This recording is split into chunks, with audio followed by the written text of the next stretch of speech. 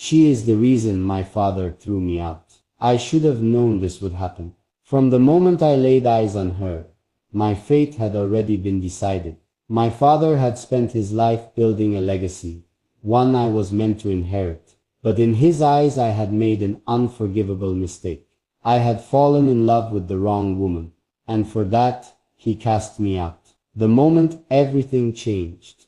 I still remember the way he looked at me when I told him. Disappointment, rage, a silence so heavy it crushed the air between us.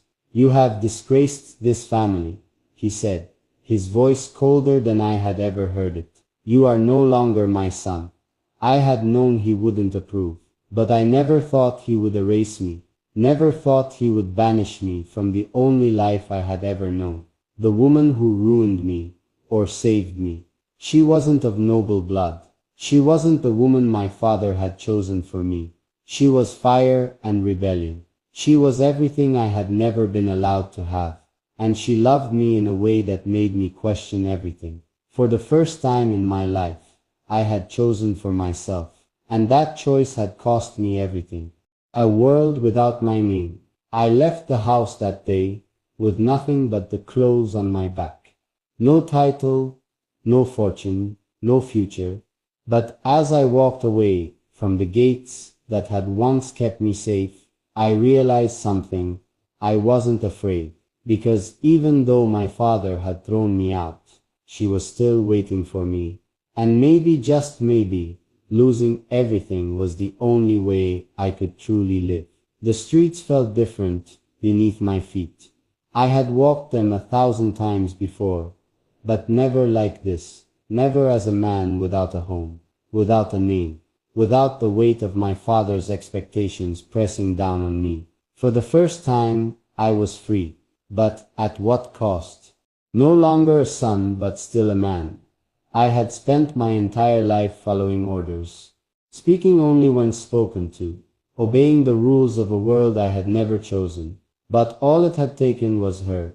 One woman, one love, one decision. And I had lost everything, or had I? Because the moment my father told me to leave, I realized something. Everything I had before had been his money, his power, his control. Now I had nothing but my own choices, and I would not regret the one that led me to her. Finding her again. She didn't know what had happened yet, didn't know that loving her had cost me my family, my inheritance, my future. But I knew one thing. I had to see her, had to tell her, had to make her understand that no matter what I had lost, she was worth it. The thought gave me strength as I made my way through the winding streets, past people who no longer saw me as anything special. I was no longer the heir to my father's empire. I was just a man in love, and now I had to find the woman who had changed everything. Because if I had lost my past for her, I would build my future with her, no matter what it took. The city stretched before me, unfamiliar in ways I had never noticed before, without my title, without my father's name to shield me. I was just another man wandering its streets. But I wasn't lost. I knew exactly where I needed to go. I had to find her, the woman who had changed my life, the woman who had cost me my life, as I knew it. What would she say? Would she be waiting for me, or had she expected this outcome all along? Maybe she had known that the moment I chose her, my father would never forgive me. Would she blame herself? Would she feel guilty? Or worse, would she feel nothing at all? The thought made my chest tighten, but I pushed forward. I had made my choice, and I wouldn't take it back. A door between us. At last I reached a small home tucked away from the grandeur I once knew. Her home, a world apart from the one I had come from, yet the only place I wanted to be. I lifted my hand to knock, hesitated for only a second, then let my knuckles rap against the wooden door. The weight felt endless. Then the creak of hinges, the soft glow of candlelight spilling onto the street. And finally, her, standing there, staring at me, her eyes filled with surprise, with worry, with something I couldn't yet name. She opened her mouth to speak, but I beat her to it. He threw me out.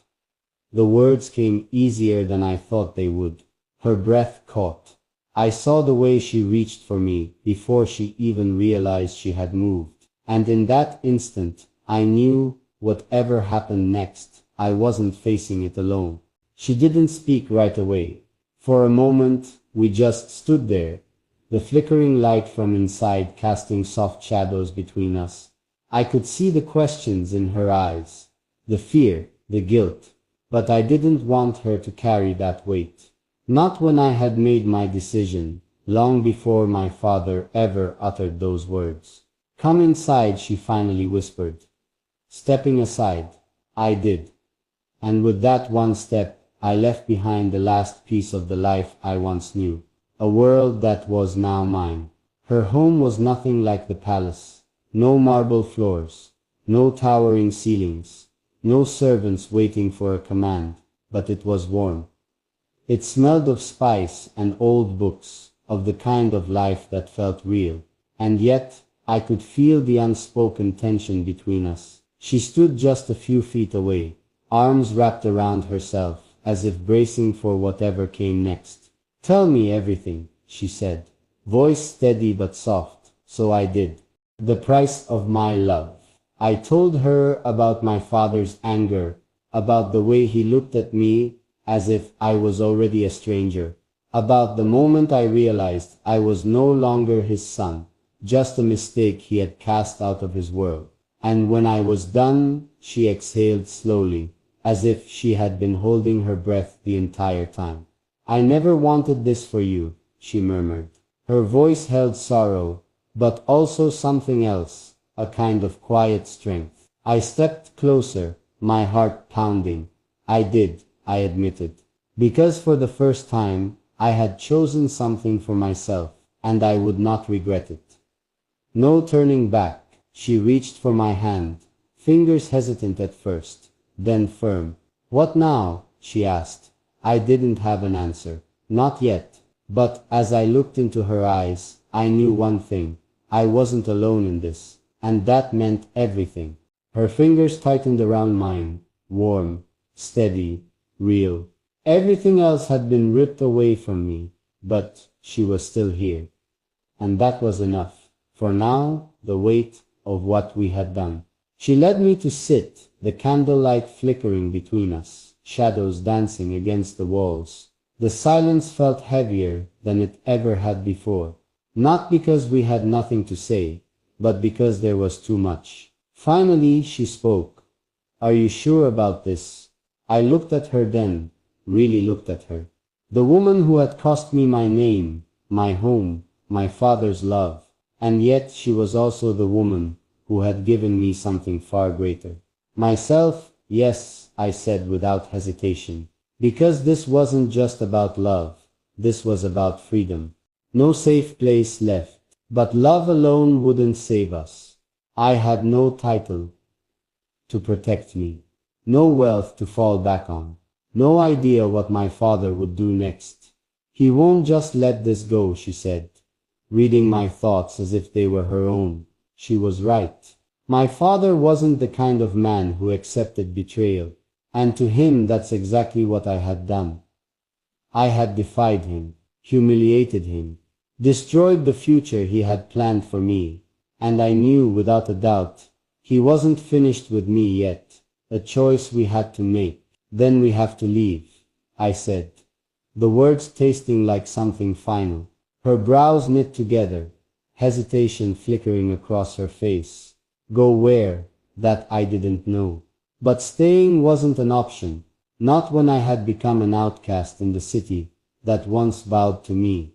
Not when my father's reach could still pull me back into his grasp, or worse. I exhaled slowly, knowing this was the moment everything changed. "Wherever we go," I told her, "we go together." She didn't answer with words. She didn't have to. The way she laced her fingers with mine was answer enough. We would leave before dawn, and whatever awaited us beyond this place, we would face it side by side. The weight of the night pressed down on us, thick with the unspoken truth. There was no turning back. I wasn't just a son cast aside. I was a man, without a home, without protection, without a future that had once been written for me. And now, we had one choice: to run before my father made sure I never had another chance. The last few hours, she packed in silence, her movements quick but controlled. I watched her, knowing she had lived like this before, prepared to leave at a moment's notice, always one step ahead of the world that wanted to keep her in her place. But now, it wasn't just her life on the line, it was ours. "We can't take much," she murmured, slipping a dagger into her belt. I nodded, the reality sinking in deeper with every second. I had lived in excess my whole life. Gold-plated halls, endless feasts, servants at my beck and call.